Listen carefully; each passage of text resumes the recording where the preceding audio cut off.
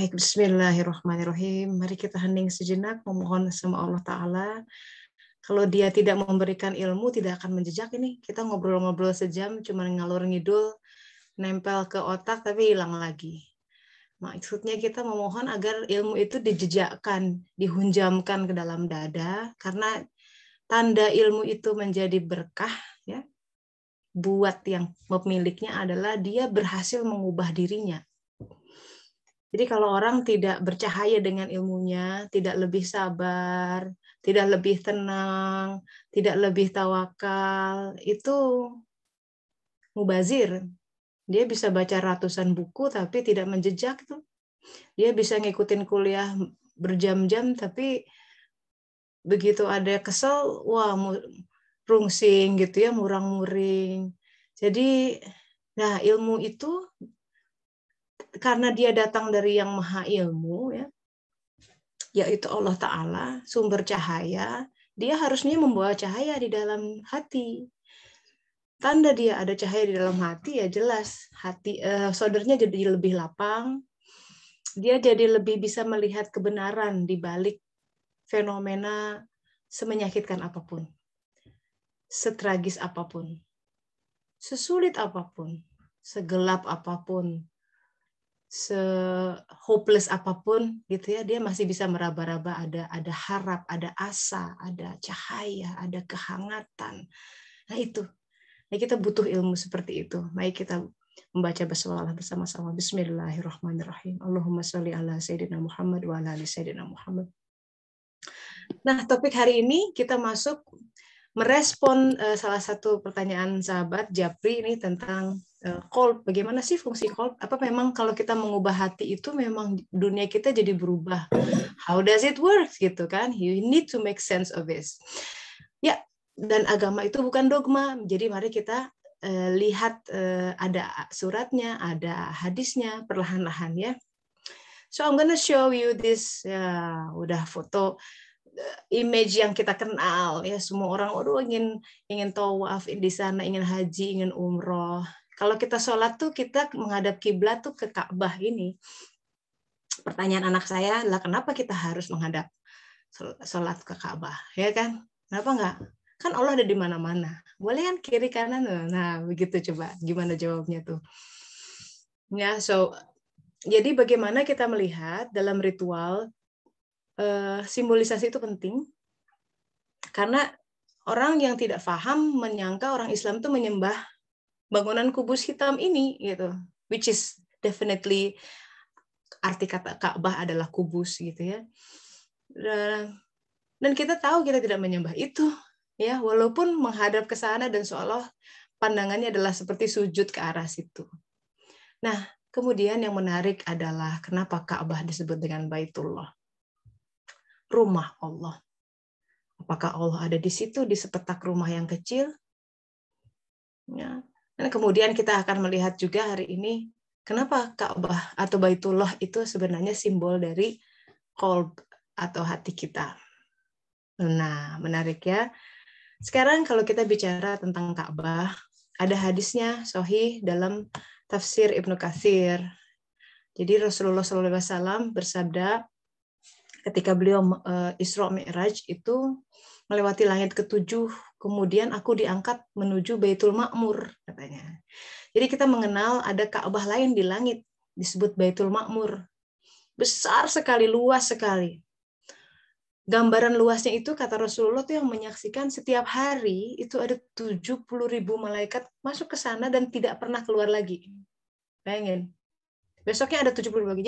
Yang masuk tuh nggak keluar. Sekarang udah berapa miliar tahun itu terjadi. Dan mereka beribadah, bertawaf sebagaimana penduduk bumi tawaf di Ka'bah. Jadi itu kata Ka'bah di langit, itu Baitul Ma'mur. Itu adalah Ka'bah penduduk langit ketujuh, kata Rasulullah. Oleh karena itu didapati Nabi Ibrahim Al-Khalilullah menjandarkan badannya di Baitul Ma'mur. Karena ketika beliau jiwanya sudah naik ke atas, karena atas jasanya membangun Ka'bah di bumi. Tapi kita tahu sendiri bagaimana takdir yang harus dilalui oleh seorang Ibrahim yang sejak kecil harus berkonfrontasi dengan ayahnya, mau dibakar oleh raja gitu ya. Setelah menghancurkan berhala, sudah menikah pun sulit ya menunggu keturunan. Setelah anaknya lahir harus disimpan di tengah gurun, begitu petunjuknya. Dan setelah itu ditinggal. Sekali-kalinya datang ada petunjuk menyembelih, ditinggal lagi. Sekali-kalinya datang menyuruh, nggak ketemu anaknya, cuma ketemu istrinya. Terlihat istrinya tidak pas gitu ya, disuruh diceraikan. Nah seperti itu.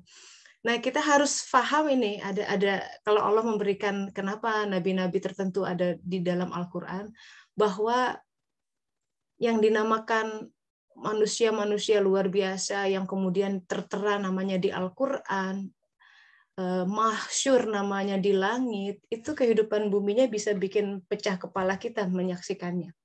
Sepertinya tragis sekali. Tapi di langit sepanjang masa kita menjadi tahu bahwa ini orang yang benar. Mari kita berhenti di situ sejenak. Bagaimana sebuah fenomena bumi itu bisa menipu, sahabat-sahabat? Kita harus aware ini. Jadi jangan terlalu sempit pikiran mengatakan wah dia sukses hanya karena berdasarkan achievement lahiriah saja, dan kemudian kalau tidak begitu tidak sukses. Sementara agama mengajarkan, memberi visi, memberi wacana, memberi khazanah bahwa hey, ada kehidupan yang lebih luas dari itu. Seluas Baitul Ma'mur. Seluas, jadi yang kita pengen perjuangkan pergi ke Mekah ya kan, ke Ka'bah yang itu, tapi sebenarnya ada Ka'bah lain yang patut kita kejar dan harus kita kejar sampai ke sana. Artinya konsep ini agama memberikan gambaran ada sebuah konsep langit yang harus kita pahami. Ini salah satu makna bersuluk agar kita itu hidup tidak hanya tertawan, terperangkap ya oleh fenomena lahiriah yang memang akan selalu terbatas. Pikiran kita ya cuman bisa berpikir 2-3 langkah, 100 langkah paling maksimal. Sementara ada miliaran langkah lain yang kita nggak paham. Bagaimana cara Allah mengatur langit masing-masing orang. Nah itu yang harus dikejar. Karena kalau yang namanya rezeki dunia itu sudah dikadar. 120 hari sudah ada hadisnya jelas. Rezekinya, mautnya, ya, senang susahnya. Jadi kalau ada orang terlahir dengan membawa kadar rezeki 1 ember, ya kehidupannya akan dipaskan segitu. Kebutuhannya pun akan segitu. Allah Maha Tahu, Maha Adil. Tapi orang ada yang rezekinya setelaga, itu berarti dia harus banyak memberi fungsinya kepada orang-orang yang rezekinya 1 cangkir. Itu indahnya di dalam kita memahami ada konsep-konsep zakat, ada konsep sedekah. Yaitu kita memberikan sesuatu, and that's supposed to be selalu kita spiritnya dalam hidup itu adalah untuk selalu memberi. Apa yang bisa saya berikan hari ini ya? Gitu, jangan apa ya aku dapatkan ya. Kalau begitu tidak akan pernah membangun langitnya. Nah, kita dalam suluk berbicara ya. Ketika kita mencoba melihat fenomena di dalam diri, itu kita tengah membaca langit kita. Kita tengah membaca aspek-aspek ketujuh pintu langit di dalam diri. Dan this is not mambo jambo, sahabat-sahabat. Ini bukan hal yang, Baitul Ma'mur is a fairy tale. Ya, enggak. Konsep ini, hadis ini, sangat applicable dengan keseharian kita. And we will show later gitu. Makanya saya paling suka di kelas ini adalah sesi diskusi dan sharing. Karena kalau teori mah banyak ya, sahabat-sahabat bisa belajar dari ustadz manapun. Tapi how you apply that in your current situation, well, that's the challenge. Nah, sekarang kita lanjut nih. Oke, ini hadisnya ya. Hadisnya jelas. Oke, nah ini yang seru. Sekarang kalau kita lihat bentuk Ka'bah. Ini kubus seperti ini, ya. Kenapa disebut Baitullah? Sebenarnya Baitullah itu adalah lambang dari Qob, ya. Ka'bah itu sahabat-sahabat lambang manusia sebenarnya. Dan Allah bisa bertajalli di dalam manusia di mana? Di hatinya. Di hadis qudsi dikatakan tidak memuatku langitku dan bumiku kecuali qalb hamba-hambaku yang mukmin. Silahkan di Google itu ada hadisnya. Hadis kursi kalau tidak salah ya. Jadi apa maksudnya tidak memuat? Tentu Allah tidak akan termuat di dalam hambanya, di dalam ciptaannya, itu tidak mungkin. Tapi toh ada sebuah entitas di dalam manusia yang namanya qalb, yang semua ulama tasawuf tuh tahu ini qalb itu ars aja tuh seperti cincin disimpan di padang Sahara, melihat keluasan qalb. Jadi ada satu entitas dalam diri kita yang bisa menampung dia yang tak terhingga, walaupun setetes itu. Yang itu kalau di bumi dia datang bertajali, gunung pun hancur, nggak kuat. Dan itu adalah qalb. Setiap manusia yang lahir pasti punya qalb. Oleh karenanya itu membawa kita lihat setiap manusia betapa berharga di mata Allah Ta'ala. Karena dia punya kesempatan untuk memperkenalkan dirinya di situ.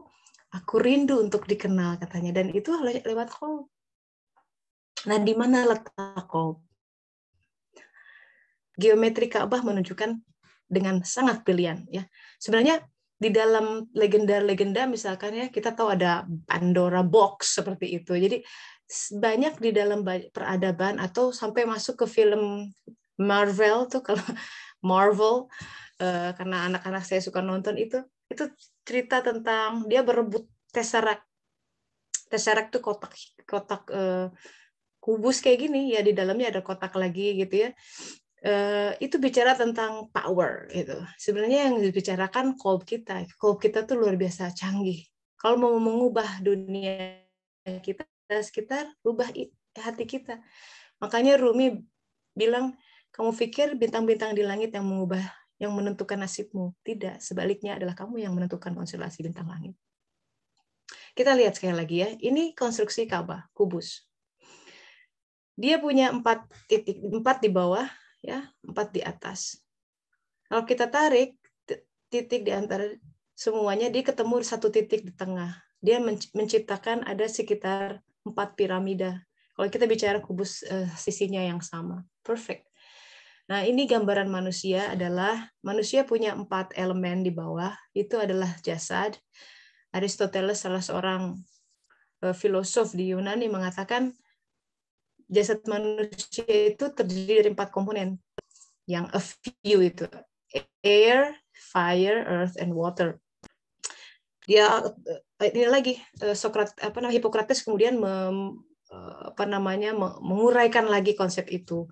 Jadi ada orang-orang dengan komponen unsur tanah yang kuat gitu, atau unsur api yang kuat badannya itu, kemudian ke personality-nya jadi tercermin.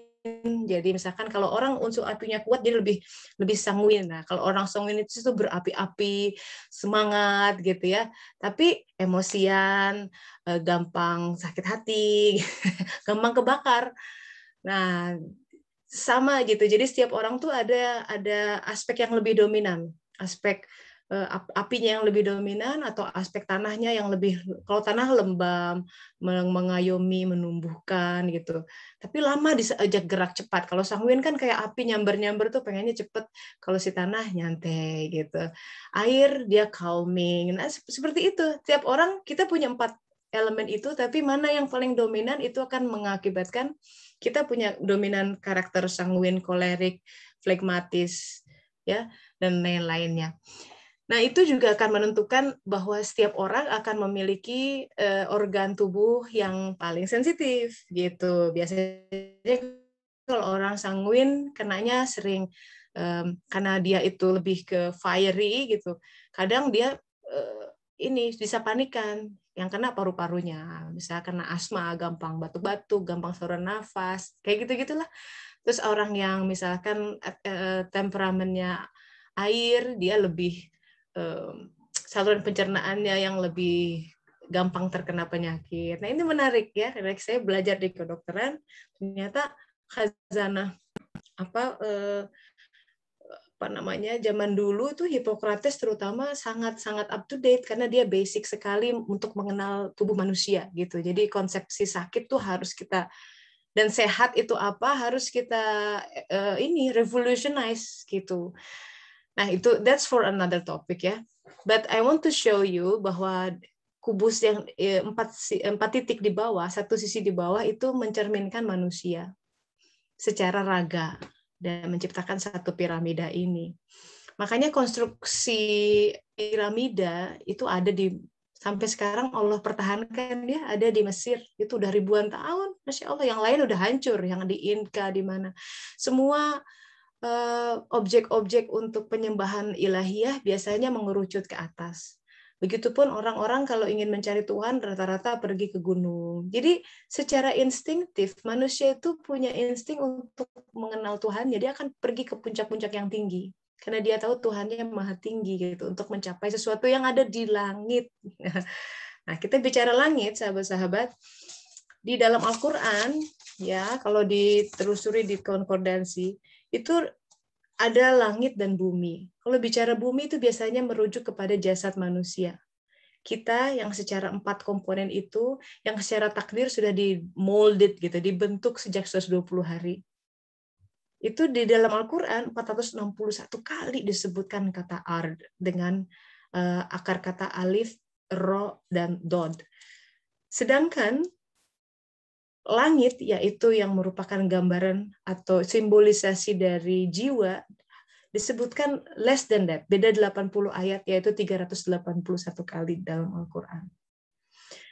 Ini menunjukkan kalau makin sering disebut, ini penting, gitu, harus fokus. Memang kita yang pontang-panting kan mengurus bumi kita.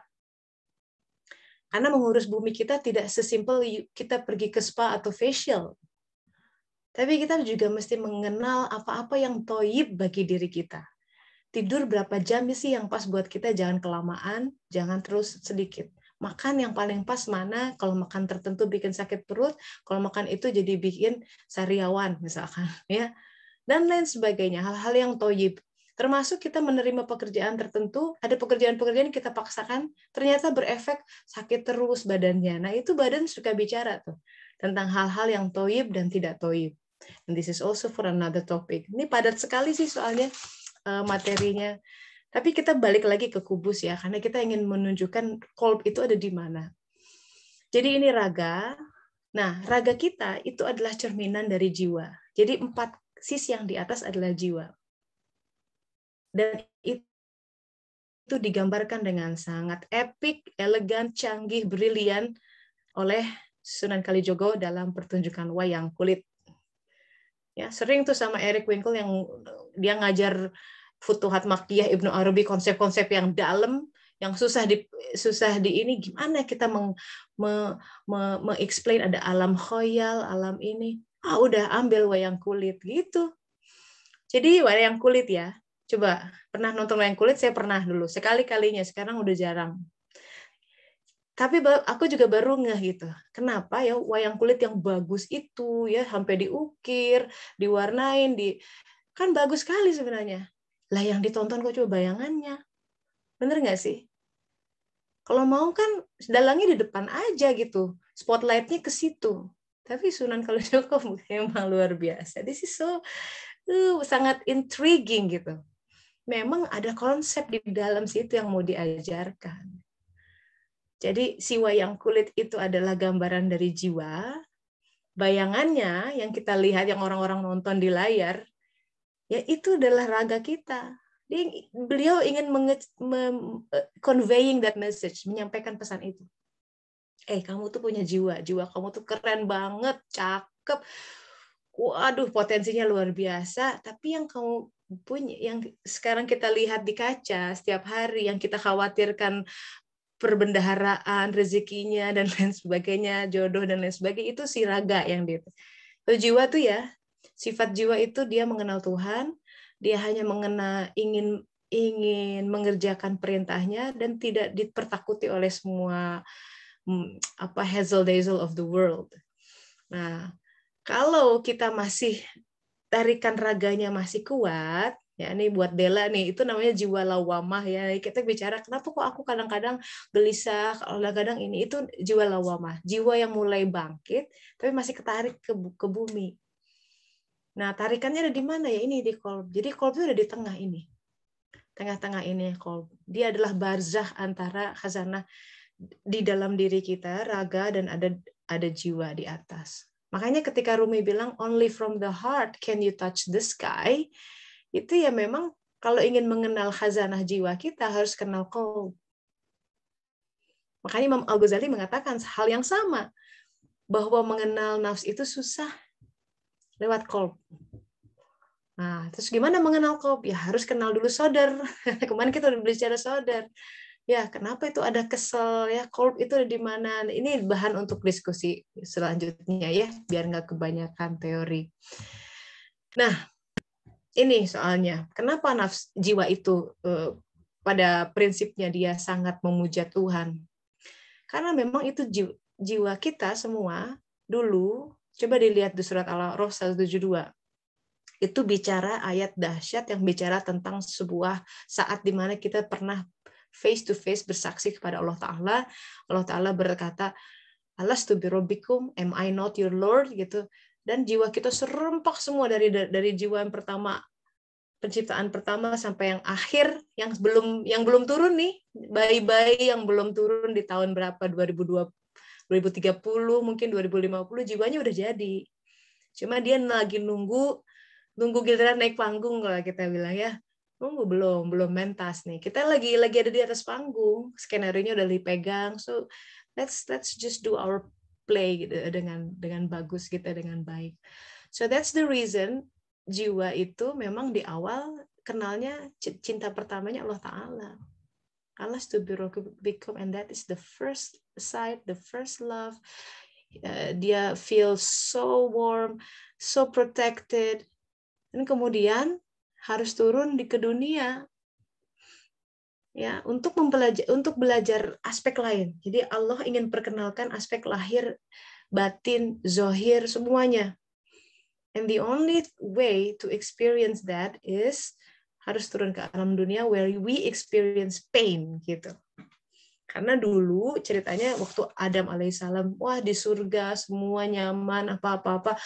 Toh ketika Allah bilang jangan dekati khuldi, terjadilah tragedi itu, which is actually by design. Memang ketika malaikat bertanya, kok engkau akan menciptakan khalifah fil ard, itu sudah kata kunci dalam Al-Quran bahwa penciptaan Adam emang by design untuk harus turun ke bumi. Lewatnya adalah harus itu tragedi buah khuldi itu.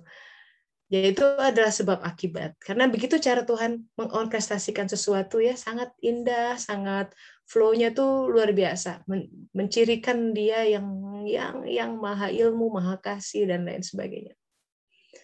Nah, so di situ kita jadi mulai paham kenapa tugas kita di alam dunia ini adalah untuk mengenal jiwa kita. Maka Rasulullah berkata, man arafa nafsahu faqad arafa rabbahu. Siapa yang mengenal nafsnya, nah nafs itu kan gak mudah. Siapa yang mengenal jiwanya bakal mengenal Robnya. Sementara pertanyaan nanti pertama di alam barzakh, man rabbuka, ayo. Siapa Robmu? Begitu kita nggak kenal jiwa, nggak akan kenal.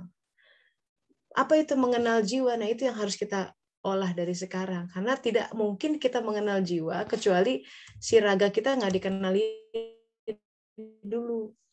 Tidak mungkin kita mengenal jiwa selama kita masih belum menerima episode dalam kehidupan yang sudah lalu dan kita anggap itu mesti dibuang aja, di erase. It's not me.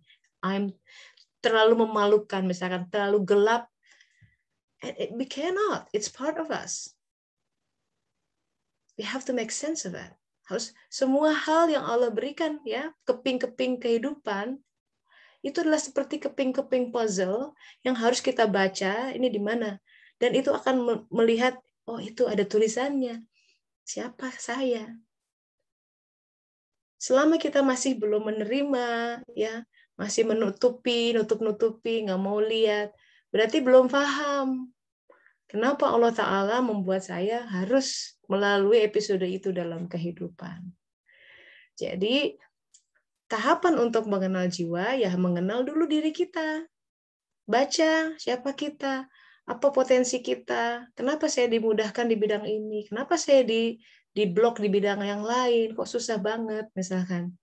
Nah, itu semua membawa kita kepada sebuah kebersyukuran, Makanya di surat Al-A'qaf doa orang udah 40 tahun itu Rabbi an ashkura nikmataka allati an'amta alayya wa ala walidayya, mensyukuri nikmat yang telah turun kepadaku dan orang tuaku, karena bagaimanapun kita sekarang adalah produk-produk anak-anak dari orang tua kita, the upbringing, ya itu termasuk plus minusnya, termasuk dengan semua hitam putihnya, termasuk dengan semua bahagia dan sedihnya. Kita adalah produk-produk masa lalu. Bagaimanapun itu harus dibaca. Nah, biar saya nggak kebanyakan ngomong, kita buka sesi diskusi ya. Sebentar, kemarin Dela mana nih? Kapan-kapan menarik bahas soal kesehatan tadi ya, Teddy, ini ya. Boleh, sesi khusus ya itu mah. Ya, silahkan. Hey, Uyos. Ini ada sahabat saya masuk. Ya, ada yang mengangkat tangan. Siapa nih? Mbak Sari, ya. Hai Mbak Sari, lagi di mana nih? Halo, Assalamualaikum Mbak. Ya, silakan. Waalaikumsalam. Apa kabar Bu Tessa? Baik, alhamdulillah. Lagi di mana nih Mbak? Saya tadi kan di angkot, terus berhenti dulu. Iya, jadi saya ingin mentraktir diri saya sendiri, Mbak Tessa. Traktir diri sendiri, ya apa? Traktir apa? Jadi saya belajar makan steak. Nah, apa namanya ini steak sendiri nggak bibita kalau bahasa Sundanya ini. Jadi ini bagian dari perjalanan juga ya Bu. Apa steak apa? Ini dia sih nyebutnya tenderloin, tapi kok digoreng. Ya, ini pertama kali saya ketemu steak digoreng, tapi nggak apa-apa. Mana ada steak digoreng? Itu tapi ini digoreng, Bu. Jadi Oke, yang penting enak ya. Iya, betul, alhamdulillah. Ini adalah bagian dari proses healing saya, Bu Tessa. Ceria tuh ininya wajahnya hari ini. Alhamdulillah. Ya, wajahnya cerah, alhamdulillah. Ya, kita tahu pernah ada episode wow gitu ya. Sekarang tuh hidup mah begitu, udah memang ada naik turun. Kenapa mau ada yang mau di-share selain steak? Jadi ini salah satu pelajaran yang saya ambil ya Bu Tessa saya dari episode yang panjang dari kemarin itu. Ini nggak tahu ya Bu Tessa kan katanya tidak ada sesuatu itu kebetulan ya Bu Tessa. Kemudian kayak saya menjelajah di YouTube, kemudian bertemu video-video pengembangan diri, kemudian bertemu dengan video orang yang udah meninggal tapi bicara tentang self love gitu loh Bu Tessa. Nah, terus saya jadi melihat ke diri saya sendiri, kenapa sih kok saya ngebet banget, bahasa ibu saya, kenapa saya ngebet banget sih pengen nikah gitu ya, terus kenapa sih saya ngebet banget pengen dicintain sama laki-laki. Nah itu kayaknya saya pelan-pelan ya Bu Tessa, saya masih explore diri sendiri. Gimana saya melihat, kan katanya disuruh lihat dari masa kecil ya Bu Tessa ya, terus saya lihat lagi masa kecil saya memang agak keras ya Bu Tessa saya kan, karena anak pertama, kemudian apa-apa tuh selalu tanggung jawab begitu kan. Jadi kayak seolah-olah saya merasa lebih bahagia ketika saya membahagiakan orang lain gitu loh Bu Tessa, kan ya maksudnya.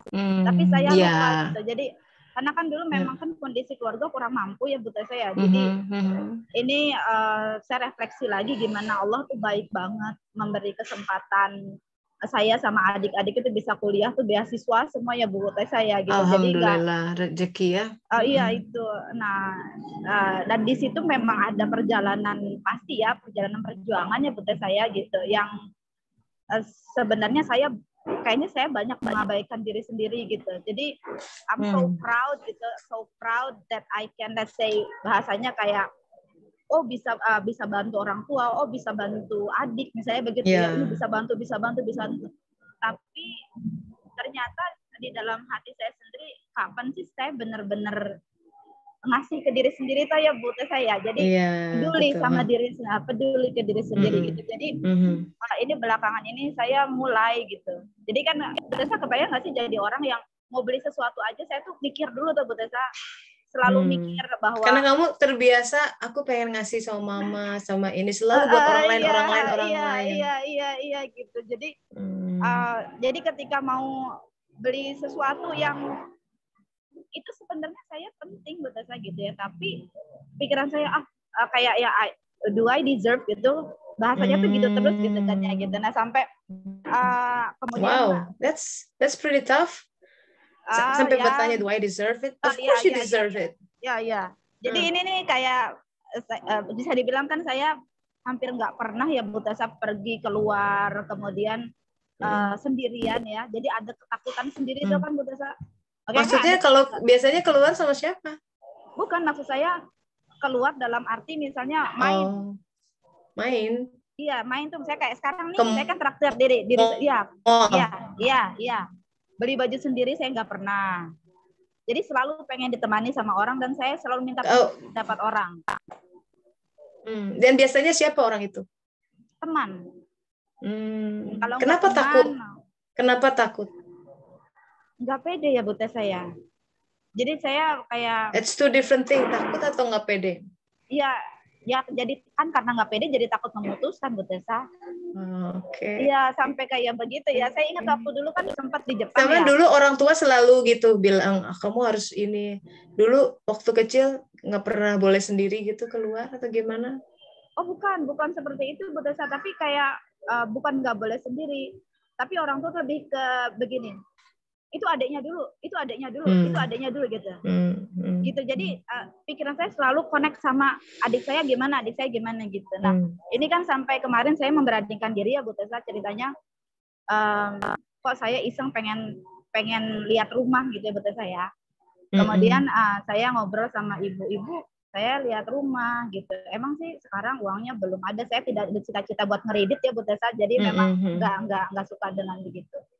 Nah terus ibu saya kembali mengatakan nanti kalau kamu pergi rumah ini siapa yang ini gitu. Terus ibu saya melanjutkan nanti aja belinya kalau udah nikah gitu kan ya dengan suami dan sebagainya. Nah kemudian di situ saya memberanikan diri bicara begini Bu Tessa, Bu, kan selama ini tuh kalau saya mau ngapa-ngapain tuh pasti dikaitkan dengan nikah. Waktu zaman dulu misalnya mau kuliah lagi ambil S2 dulu ya.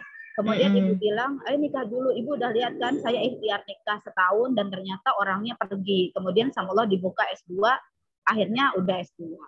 Kemudian saya pernah sampai pindah kerja Bu Tessa, itu pun saya diberangkatkan karena nikah. Jadi karena ingin nikah ya, dijodohkan oleh ayah saya dengan saudara jauh. Sampai saya bela-belain tuh pindah kerja Bu Tessa. Alhamdulillah kerjanya dapat, tapi nikahnya juga enggak gitu kan ya. Kenapa?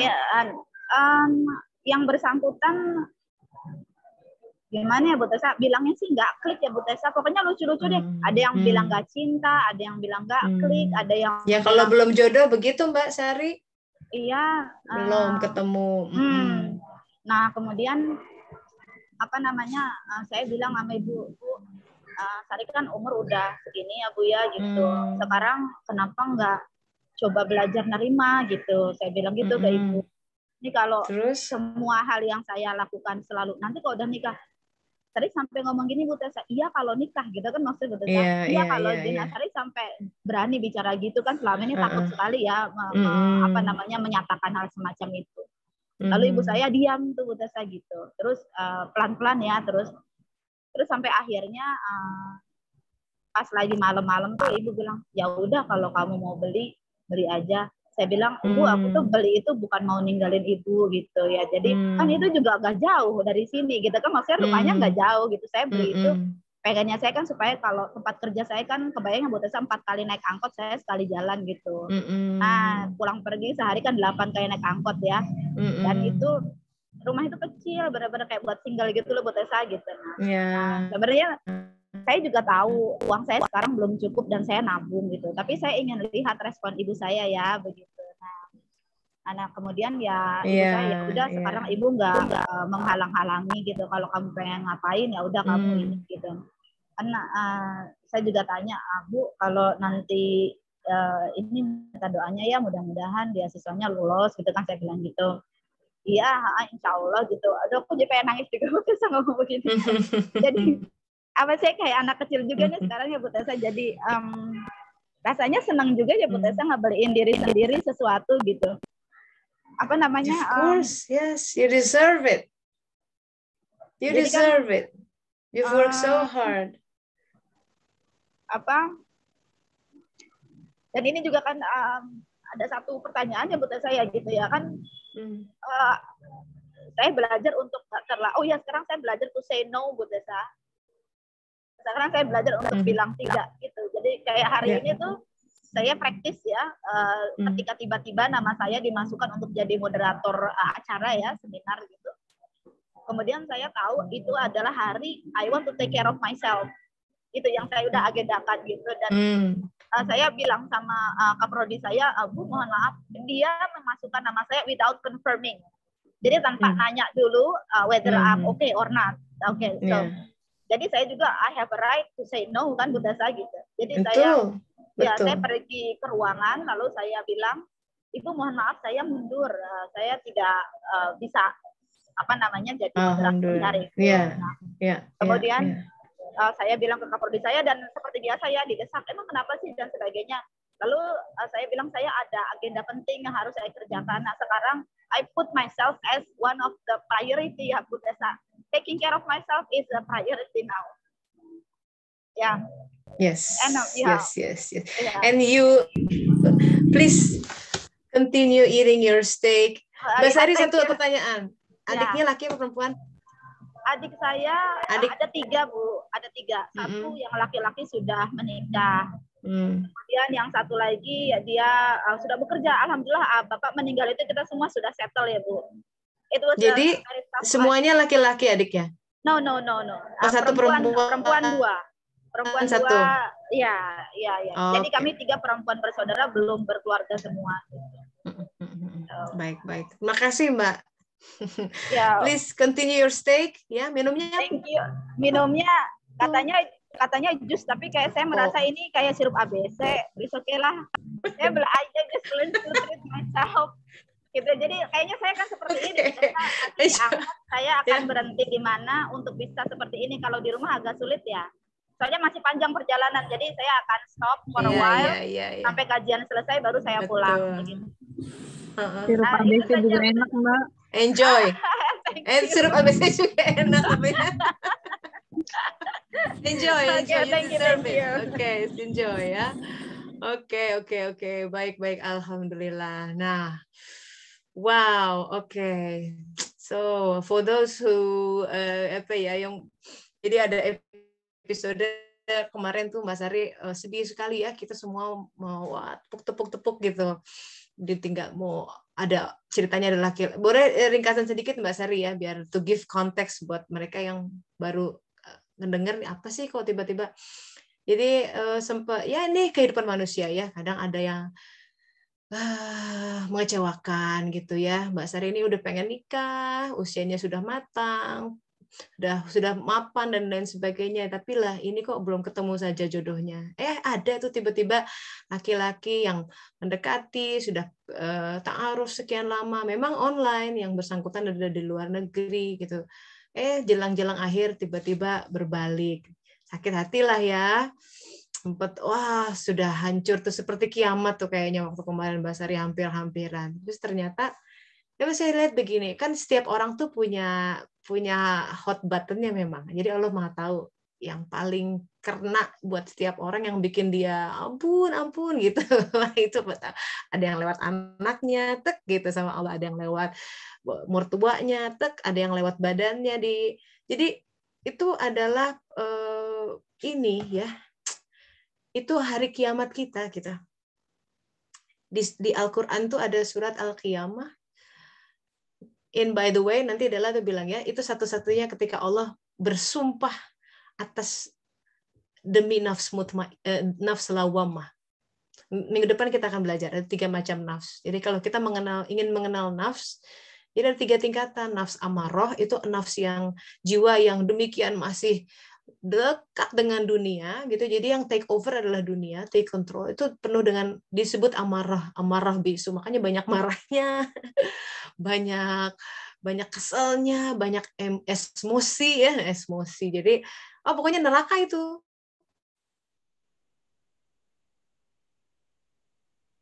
seperti itu tidak tenang hidupnya, walaupun sepertinya punya fasilitas, dia punya semua, tapi hatinya kosong. Nauzubillah, itu amarah.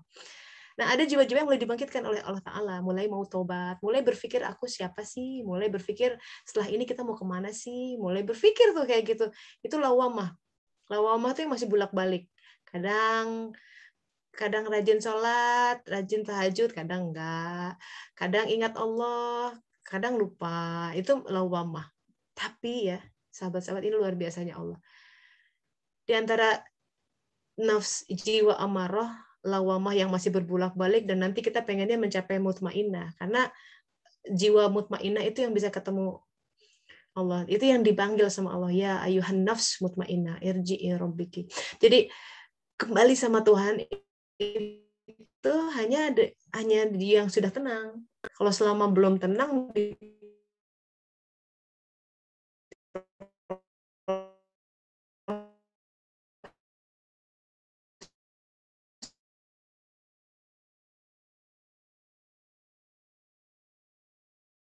gelap dalam tidur, saya agak hesitate untuk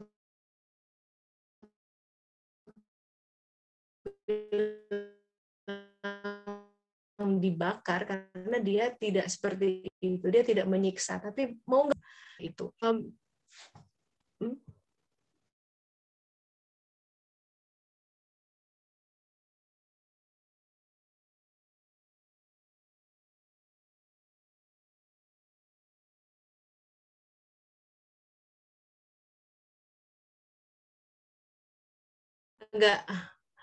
agak terputus ya.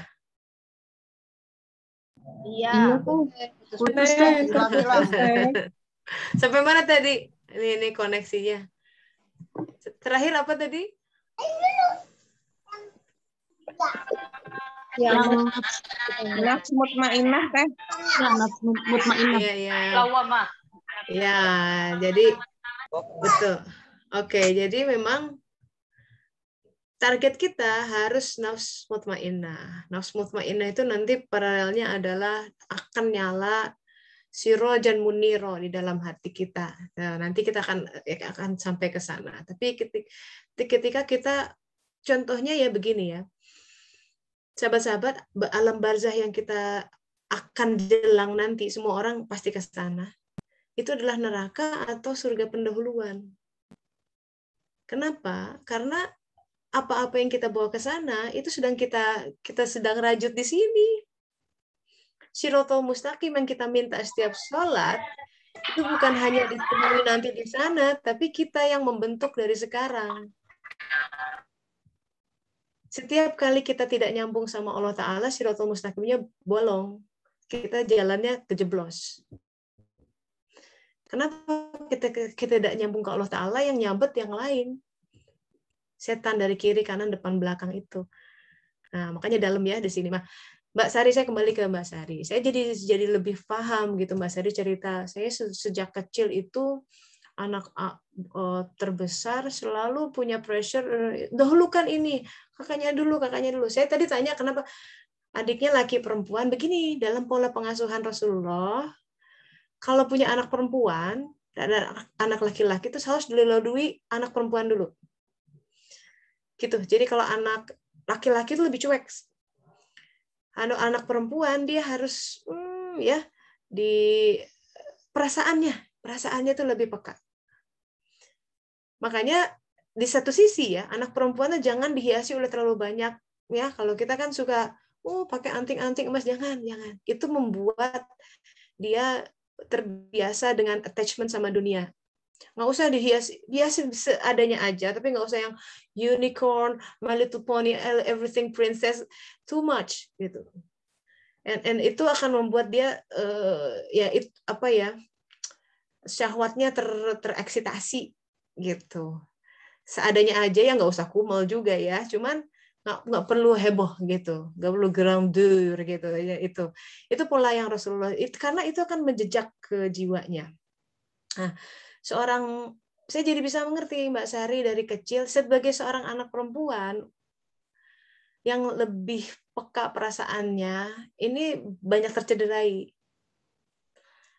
Because you, ya namanya dia, kita nggak usah ngacarain orang tua, but they press you too much. You have to do this, you have to do this, you have to give, you have to give. Adiknya dulu, and that's like, karena saking terbiasa, and you numb it. Semuanya di-numb gitu, perasaan-perasaan itu, and you have to be, I have to be strong, I have to give, and so much that you forget to take care of yourself, because you are so get used to it, and you grew up to it. Orang tua kiri kanan bilang kamu taking care of someone else, and you are always in that mode, and so satu titik di mana ada pressure lagi adalah kamu harus nikah, and what you really need is I just want to be loved, mom. Can you just love me the way I am and not pressuring me?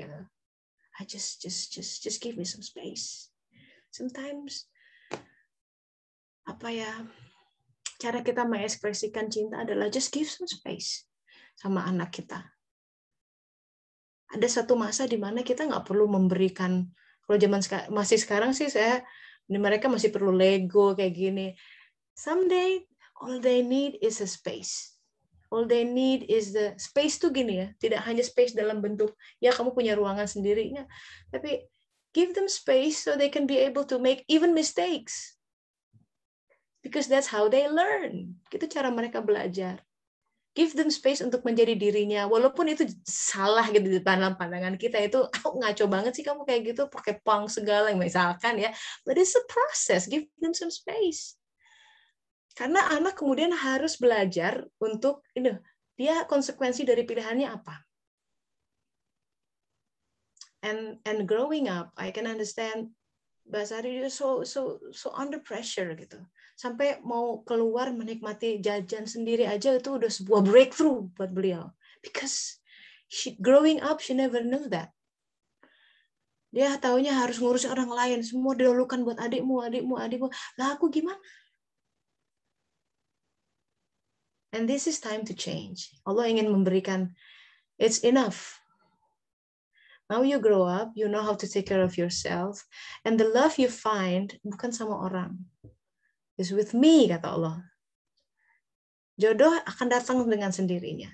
Tapi jangan ngoyo untuk dicari, harus dalam tahun ini. And that's you creating another hell gitu. Itu kita kalau udah pakai boundaries ya suluk itu nggak ngoyo sahabat-sahabat.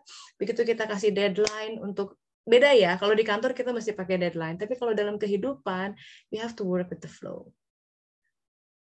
And that's how. So ini fasenya. Alhamdulillah kemarin dibikin. Jadi Mbak Sari harus melihat itu sebagai sebuah kunci dalam ini cara Allah membongkar supaya kita mengenal diri kita, who I am. Syariatnya melalui orang itu ya, si X yang nyebelin itu di pandangan kita, but you like Allah izinkan itu terjadi, pasti ada kebaikan di dalamnya. And itu adalah sebagai modal untuk melangkah ke depan, saya seperti apa. Next time, I mean you've been through a lot ya, sudah berusaha ini itu, bahkan pindah kerja hanya ingin ta'aruf, tapi ternyata nggak jadi. I mean, for what? You keep under pressure, you keep doing whatever people say about it. It's time for you to stand up and this is what I want. No mom, no pop, no thank you. This is what I want. And it's it's not easy, I know, gitu ya, nggak akan mudah. This is a breakthrough. Karena jalan untuk mencapai kebahagiaan yang sejati adalah ketika kita menjadi diri kita sendiri, bukan diri kita bentukan orang lain yang kiri kanan, kamu mesti gini, rumah tangga kamu mesti gini, pekerjaan kamu mesti gini, karir kamu mesti gini, and we live in somebody else's shadows gitu. Dia memakai topeng, tidur pakai topeng, and that's so suffocated. And that is not it gitu. Bukan itu cara Allah datang. La ilaha illallah sendiri, syahadat adalah membebaskan kita dari perbudakan selain Allah. Karena yang selain Allah itu membawa kita suffering. Sumber kebahagiaan kita hanya Allah Ta'ala. If you want to find that fountain of happiness, go straight to Him. Nggak susah. Wudu, balik lagi ya caranya wudu, gelar sajadah, zikir, Allah, ya Allah, tolong. And then you witness satu persatu kehidupan terbuka. And that's how. Karena kita udah mengubah hati kita. Allah hadir di hati. And that's the true essence of being Hajj. Orang haji itu tanda hajinya mabrur, ya. Ada orang hajinya mabrur, gimana tandanya? Tanda hajinya mabrur itu dia tuh makin berserah diri. Dia makin melihat semua satu kesatuan datang dari dia, makin mudah diatur, makin menerima qada dan qadarnya. Akhlaknya makin luar biasa. Sorry to ruin your lunch, Mbak Sari. I hope you still can eat your steak and what's so called by Jews ABC. Ya, Dela, silakan. Katanya di keluarga aku terbalik, keluarga aku. Del, cerita Del. Ini cerita apa? Gue siap. Itu yang kamu tulis apa tuh? Oh, enggak, ya itu di keluarga aku mah kayak gitu aja, cuman komen teh. Oh, oke. Terus yang yang lain itu aja mengenai oh, katanya mau cerita, mau share. Iya, kan udah kemarin di WA. Oh iya, udah. Oke ya. Makasih Mari, Thank you. Kayaknya saya yang harus share ini. Siapa tuh? Siapa nih Berta. sebentar? Oh iya, Mbak Berta. Oke, silakan Mbak Berta. Habis ini Mbak Ririn ya. Atau Mbak Ririn Silakan. mungkin. Kalau yang Mbak Ririnnya sudah siap. Ya kemarin kan kita udah janjian sama Mbak Berta. Ayo, silakan Mbak Berta. Mbak Berta masih di Macedonia? Iya. Macedonia ya. Oke. Silakan. Assalamualaikum warahmatullahi wabarakatuh. Bismillahirrahmanirrahim. Membuat lukisan dengan pahat, menggambar kisah hidup yang lalu. Untuk Kak yang terhormat, semoga engkau sehat selalu. Ini spesialisasi Mbak Berta. Selalu silakan. Ya, jadi begini, saya ini kan ya memang suka berpantun. Jadi saya ini kan memang menikah dengan suami ini kan nggak tahu latar belakang beliau gimana dari proses ta'aruf ya. Saya menikah nggak itu tahu. sangat. Maksudnya gimana nggak tahu latar belakang? Nggak tahu latar belakang suami gitu. Saya menikah dengan proses ta'aruf 2 minggu menikah gitu. Wow. Gitu. Kok mau Mbak? Waktu itu saya sedang riadoh menjemput jodoh. Ya, dengan Darul Quran gitu. Saya di Hong Kong 15 tahun. Saya di Hong Kong 15 tahun. Apa itu maksudnya riadoh menjemput jodoh? Apa itu ada program? Itu kayak riadoh selama 40 hari itu kita lempungin sedekahnya, sholatnya, sholat malamnya gitu, duhanya gitu, bersama-sama gitu. Jadi karena khusus untuk menjemput jodoh. Iya, ada riadoh menjemput rezeki, riadoh menjemput jodoh, gitulah programnya Darul Quran dulu. Jadi saya bilang, ya udah ambil ini program ini, kita ngadain pengajian di Hong Kong, gitu. Ngadain pengajian di Hong Kong dan bukan saya sendiri gitu, teman-teman lain gitu. Akhirnya di hari ke-11, saya ini dita'arufin dengan inilah suami saya ini saat beliau ke Hong Kong gitu. Ya udah, saya cuma tahu bahwa beliau ini istrinya meninggal, punya anak dan selisih usia kami 22 tahun. Nah, saya ini kan orangnya nggak pernah mikir mau nikah. Saya tuh malu minta sama Allah menikah itu sebenarnya. Kalau nggak diojok-ojokin gitu, guru-guru saya tuh nggak minta, masa sih sudah dikasih rezeki, dikasih kesehatan, masa jodoh minta sama Allah kayak nggak laku aja gitu kan. Begitu. Padahal justru di situ sebenarnya kuncinya. Apa-apa itu mendahulukan Allah dulu gitu. Nah, dari situlah akhirnya saya menikah dan dibawa ke sini.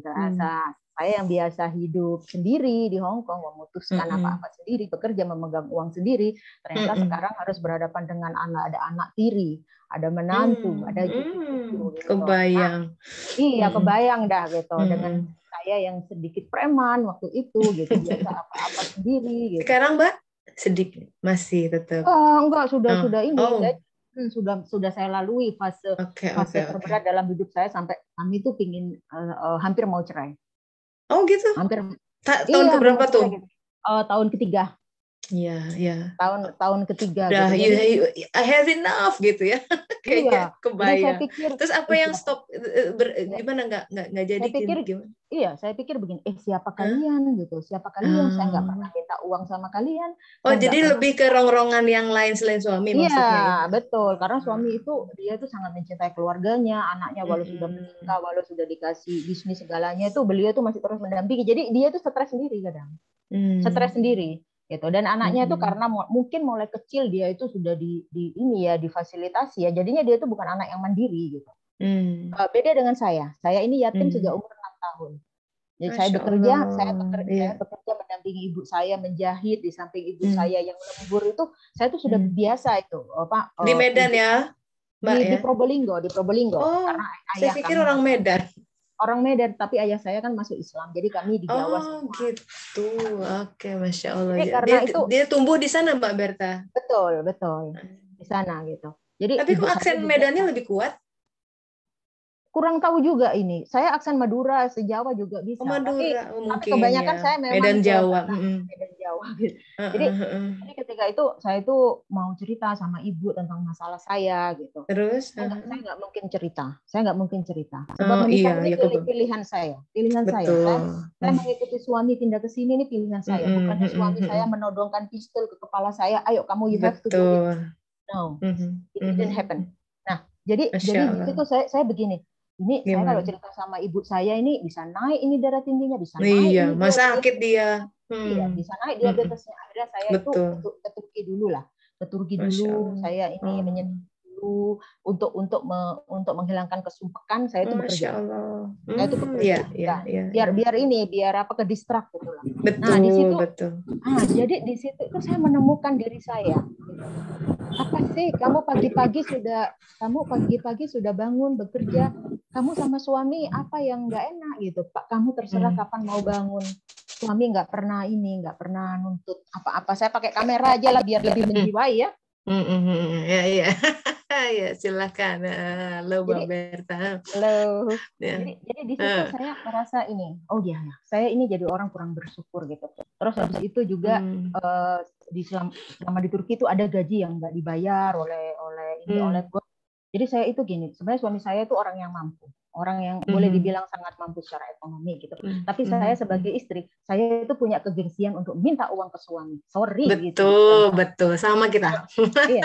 Kalau kamu mendingan kasih, bener. Kalau kamu kasih saya terima. Kalau kamu nggak kasih saya diam. Toh kebutuhan beras semua daging itu ada dipenuhi gitu. Apa sih yang saya selama di Turki 1 tahun itu saya menemukan diri saya bahwa saya mungkin mengharap terlalu tinggi. Entah apa sih sebenarnya yang saya harapkan, nggak ada yang saya harapkan juga.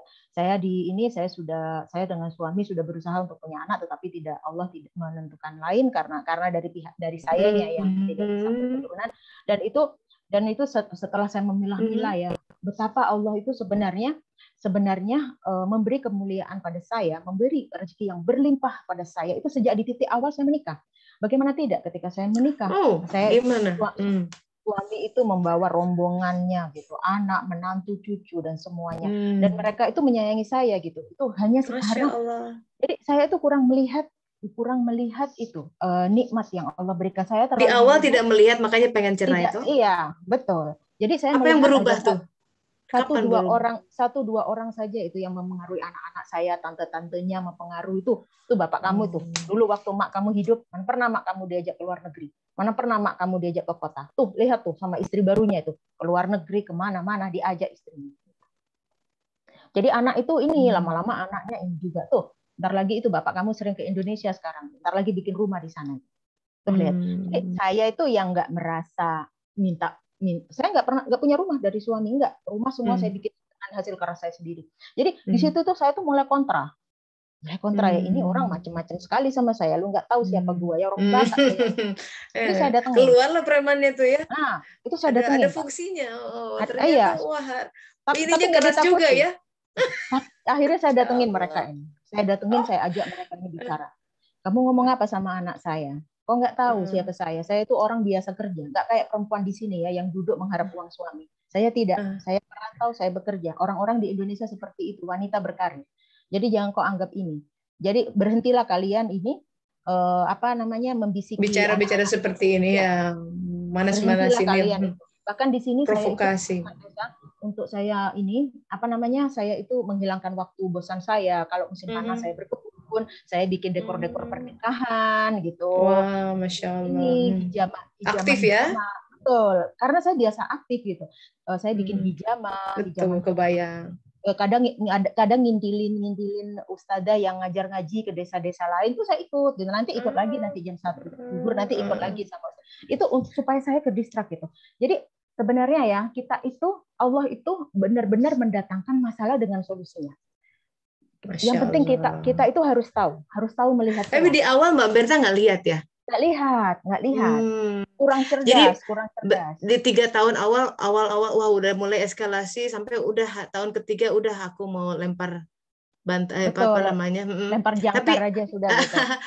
Apa yang menghentikan tuh? Di situ di titik mana yang kita lanjut aja? Apa Akhirnya waktu saya di Turki itu saya mengenal nih orang-orang perempuan-perempuan Indonesia yang menikah di Turki, yang dapat kekerasan fisik, yang nggak pernah pulang ke Indonesia. It's not always a walk in the park ya kan, kalau asik nikah sama orang Turki, ternyata ada story behind ya, orang nggak tahu. Iya, jadi di situ saya lihat saya ini pulang ke Indonesia setahun 2 kali, belum lagi liburannya yang lain. Apa kurangnya? Coba kau lihat nih perempuan depan kau ini. Nggak pernah dia dinikahi 10 tahun lebih, 10 kali lebaran itu pulang, nggak pernah dia pulang ke Indonesia.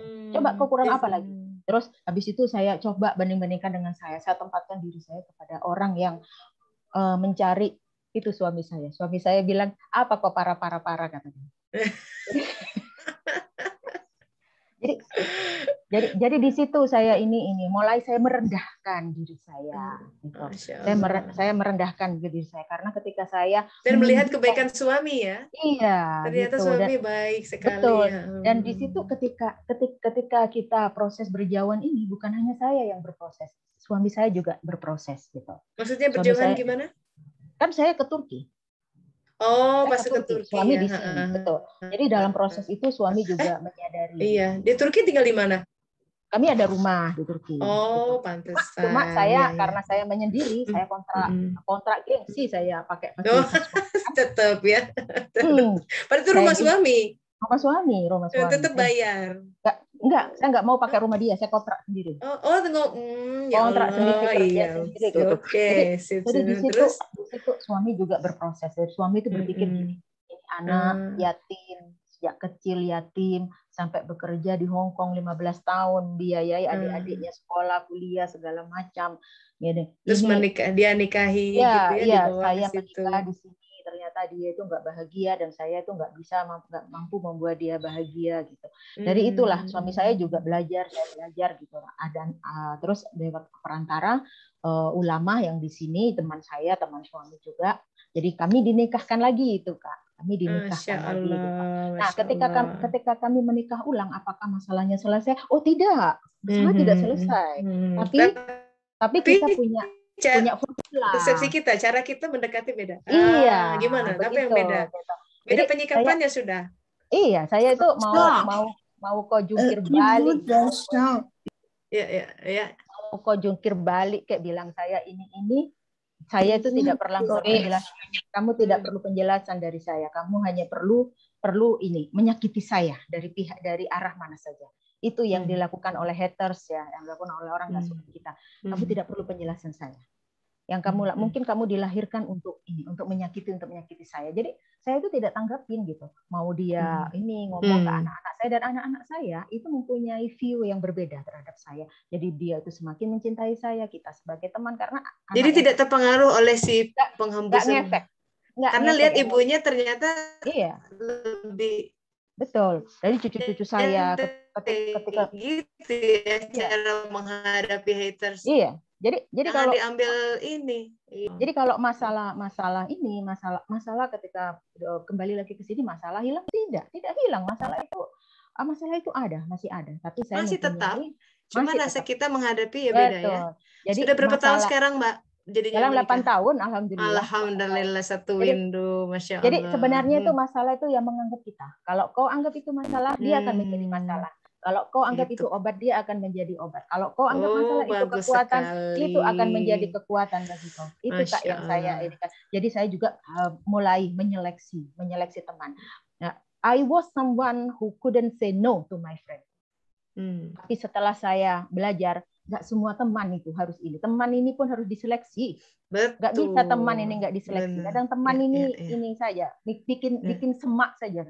Jadi ini yang saya lakukan. Saya seleksi teman-teman, sekiranya teman-teman yang toksik itu, saya mencoba kalau saya tidak bisa membuat dia ini bersama menuju ke arah yang jalan ini, saya lebih baik saya mundur gitu. Itu Kak yang ingin saya share di sini. Masya Allah teman-teman sharingnya juga luar biasa, saling menguatkan juga. Terima kasih Mbak Berta di Masedonia, petualangannya dari Hong Kong ya, di Pinang ke sana. Ya, ada lagi satu puisi feeling nih, home. Kak. Feeling home. Cuaca cerah, langit biru, berfoto bahagia pengantin baru. Kami di sini mencintaimu, mendampingi kami menjadi insan baru. Amin. Mantap, mantap. Ini Mbak Berta nih harus punya channel YouTube tersendiri, seru banget. Keseharian di sana nanti itu seperti apa, tapi luar biasa ya. Jadi gini contoh, setiap orang pasti terinspirasi dengan ceritanya. Jadi saya suka tuh quote-nya. Jadi masalah itu tergantung kita ya. Kehidupan itu tergantung kita. Mau dibikin masalah ya jadi masalah. Menjadi obat bagus tuh jadi obat ya. Pada intinya, sahabat-sahabat, semua takdir itu suci dan mensucikan. Sekali lagi, takdir itu suci dan mensucikan. Tidak ada yang jelek. Tidak ada takdir yang jelek sebenarnya. Tidak ada. Jelek itu persepsi hawa nafsu kita. Yang selalu membanding-bandingkan, yang pandangannya picik, yang juga tidak tahu ilmu yang luas. Bagaimana mungkin Allah Ta'ala yang Maha Pengasih memberikan sesuatu hal yang buruk terhadap ciptaannya? Tidak mungkin, tidak mungkin, tidak mungkin. Nah, sekarang tanya diri kita, ketika kita berhadapan dengan sesuatu yang membuat kita berat, sedih, mangkel, berat hati, itu sumbernya dari mana? Jangan-jangan itu dari hawa nafsu kita yang belum memproses apa-apa yang sudah ada di masa lalu, di saat ini. Sesuatu hal yang terbawa-bawa gitu ya. We drag that, bertahun-tahun, tapi kita nggak sadar bahwa kita punya itu. Dan Allah ingin memutuskan rantai itu sebenarnya melalui segenap takdir kehidupan. Agar la ilaha illallah kita berbunyi gitu, bahwa kita terbebas dari semua itu. Dan penting untuk disadari ya, bahwa kebahagiaan itu sangat dekat dengan kebebasan. Selama kita belum bebas dari segala ilah selain Dia, itu sumber kedukacitaan kita, itu sumber suffering kita, itu sumber kekecewaan kita, hanya tunggu waktu. Dan Allah tahu itu, Dia ingin membebaskan kita dari, udahlah, sama aku aja gitu. Jadi diambil tuh hal-hal yang kita tuh terlalu gitu ya, karena Dia lihat, aduh ini 2 tahun lagi habis dan dia akan jatuh. Nah, dia ambillah disapih gitu si hamba supaya terbiasa meminta kepadanya. Because in the end, sahabat-sahabat, kiamat itu ada 2, ada kiamat sugro yang kecil, yaitu berupa kematian yang setiap orang tidak akan menghadapi itu. Dan nanti akan ada kiamat besar di mana semua ciptaan, semua malakut, jabarut habis. And then we gonna restart life. Semua dibangkitkan. Dan kita akan dibangkitkan sesuai dengan bagaimana kita bercocok tanam di lahan ini, di dunia ini. So do our best gitu. Sekarang kita pokoknya niatnya begini, aku ingin hari ini lebih baik menyikapi kehidupan, lebih baik sabarnya, lebih baik tawakalnya gitu ya, lebih baik sholatnya dan lain sebagainya. Be well gitu ya, and stay happy and stay positive, because itu ya, kebersyukuran and stay positive itu adalah sebuah pintu yang membuka cakrawala dan rezeki lain, lahir dan batinnya. Percaya deh ya, supaya tercapai kita semua bisa jadi haji dalam makna yang hakiki. Walaupun belum berhaji ke sana, tapi sudah ada hatinya sudah berhaji. Wow, seru banget hari ini. Thank you so much. Sayang sekali waktunya sudah habis. Mari kita akhiri dengan hamdalah dan doa akhir majelis. Alhamdulillahirabbil alamin. Ya Allah, subhanaka Allahumma wa bihamdika asyhadu an la ilaha illa anta astaghfiruka wa atubu ilaik. Terima kasih sahabat-sahabat. Insyaallah sambung lagi minggu depan ya. Assalamualaikum warahmatullahi wabarakatuh. Dah Yos. Waalaikumsalam. Terima kasih warahmatullahi wabarakatuh. Pamit dulu. Waalaikumsalam warahmatullahi wabarakatuh. Atur nuhun Teh Tessa. Terima kasih Teh Tessa. Assalamualaikum. Terima kasih. Assalamualaikum warahmatullahi wabarakatuh. Nuhun sadayana heuras. Horas. Terima kasih semuanya.